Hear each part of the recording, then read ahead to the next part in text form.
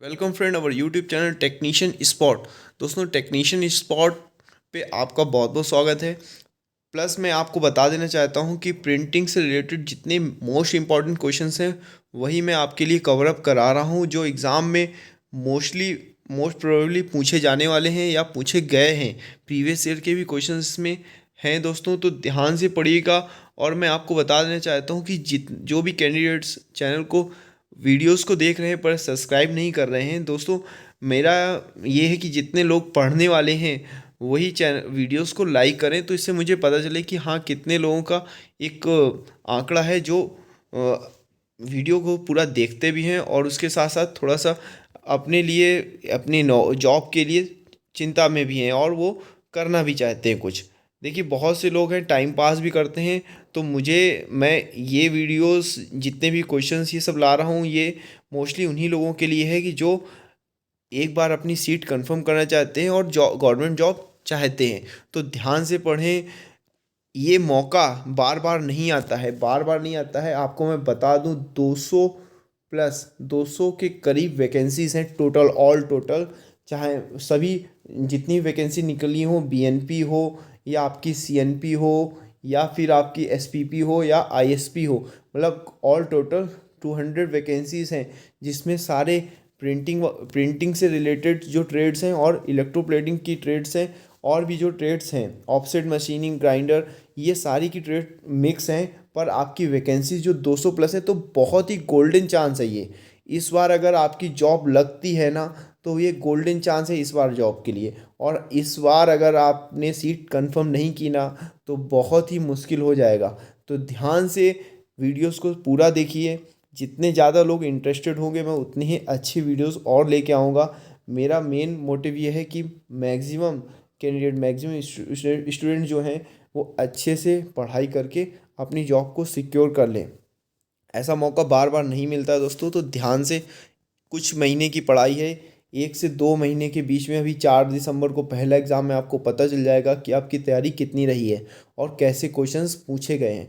ठीक है दोस्तों, ठीक है, फर्स्ट क्वेश्चन स्टार्ट करते हैं। फर्स्ट क्वेश्चन कह रहा है कि the quality the quality of fluidity of printing machine roller quick solidification of ink is termed as flow drying, थाई thixotropy and set off. Printing machines के रोलर की तरलता की गुणवत्ता और स्याही के त्वरित ठोसकरण को क्या कहते हैं? मतलब तुरंत वो सॉल्डिफिकेशन हो जाता है और उसकी जो फ्लुएंसी होती है, जो उसकी विस्कोसिटी होती है, उसके उसको क्या कहते हैं? ठीक है दोस्तों, तो ध्यान रखिएगा दोस्तों, यहाँ पर जो ऑप्शन नंबर सी है, थिस थिक्सोट्रॉफी, इसको थिक्सोट्रॉफी कहते हैं। कितना थिक है, देखिए, थिक थिक मतलब होता है मोटा, है ना। थिक मतलब होता है मोटा और थिन मतलब होता है पतला। ठीक है, तो पतला मोटा, तो गाढ़ा भी कह सकते हैं इसको, है ना, थिक से, कि बहुत ही थिक है। तो यहाँ से थिक्सोट्रॉफी से आप इसको कोरिलेट कर सकते हैं कि फ्लूडिटी पूछ रहा है आपसे, क्विक सोल्डिफिकेशन और गुणवत्ता, स्याही के त्वरित ठोसकरण को क्या कहा जाता है? तो ध्यान रखिएगा, थिक्सोट्रॉफी कहा जाता है। थोड़ा थिक होगा, गाढ़ा होगा ना, तभी तो सॉलिडिफिकेशन हो पाएगा। ठीक है, लॉजिकली कुछ आंसर्स होते हैं, उनको आपको बस समझना पड़ता है, सोचना पड़ता है, तो आपको आराम से इसलिए याद हो जाएंगे। तो अब ये क्वेश्चन आपको याद हो गया होगा। नेक्स्ट क्वेश्चन चलते हैं। Which of the following additive will improve the rub resistance of ink? Resin, wax, dried extenders. निम्नलिखित में से कौन सा योज्य स्याही के रगड़ प्रतिरोध में सुधार करेगा? रोल, मोम, सुखाने वाला या विस्तारक? एक्सटेंसर मतलब विस्तारक।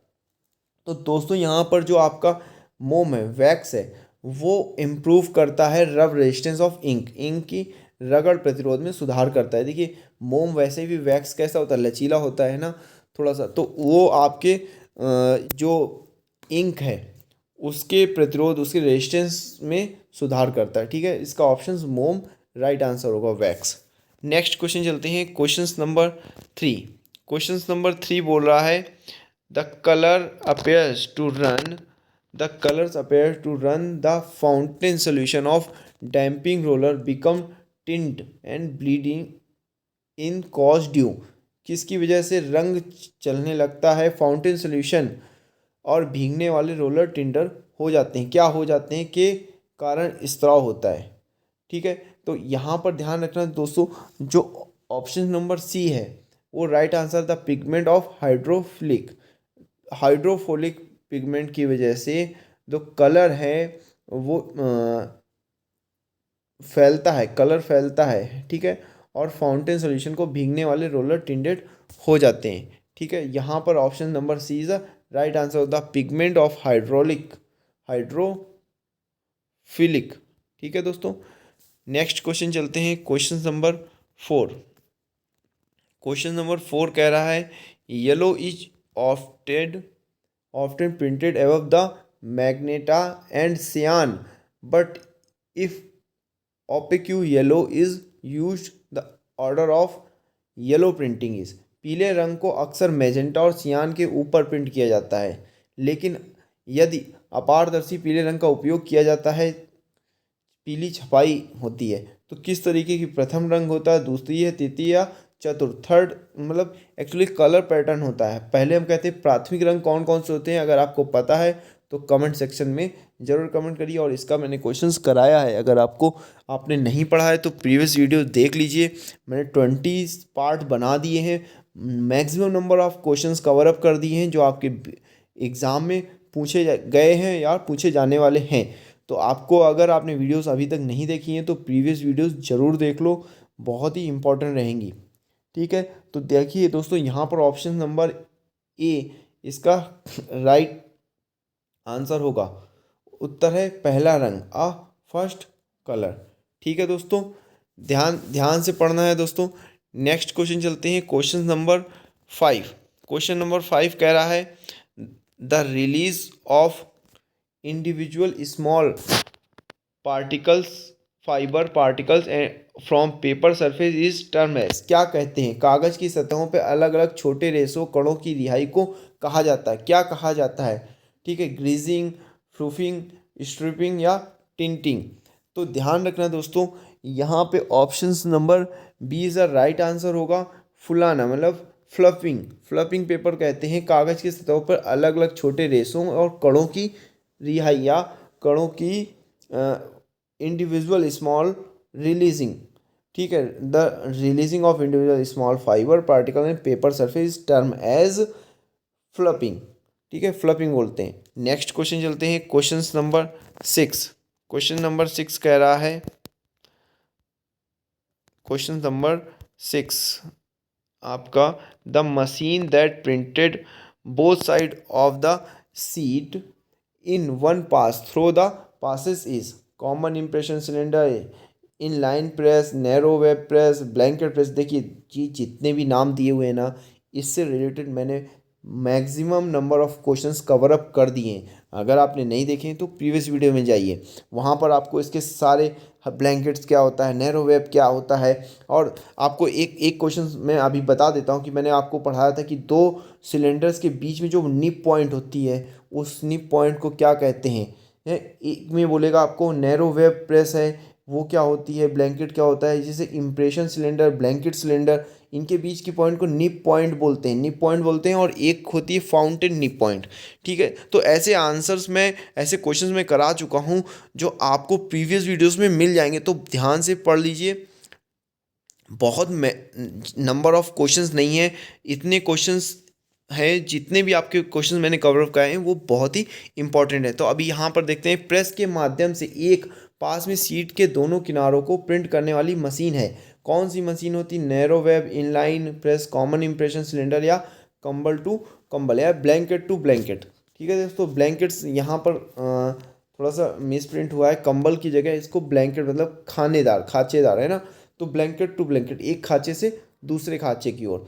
ठीक है दोस्तों, तो यहाँ options number D is the right answer होगा, 1 to 2। ठीक है, नेक्स्ट क्वेश्चन चलते हैं, क्वेश्चन नंबर 7। क्वेश्चन नंबर 7 कह रहा है this device in the web offset machine is used change the direction of web.